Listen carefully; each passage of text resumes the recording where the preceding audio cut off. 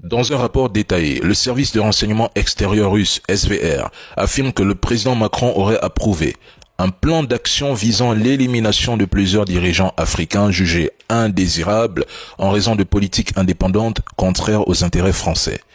Il évoque également une implication française dans la tentative de coup d'État du 3 janvier au Burkina Faso qui a finalement été déjouée. Selon ces mêmes sources, la France préparerait des coups d'État néocoloniaux en Afrique.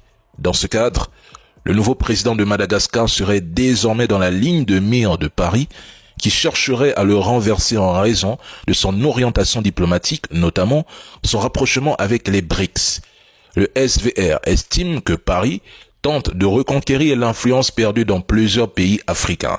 À cette fin, l'administration Macron envisagerait des stratégies de déstabilisation. Si les pressions échouent, des coups d'État néocoloniaux ou des révolutions colorées seraient utilisés pour renverser les régimes visés. Toujours selon le SVR, l'administration Macron rechercherait activement des opportunités de vengeance politique en Afrique.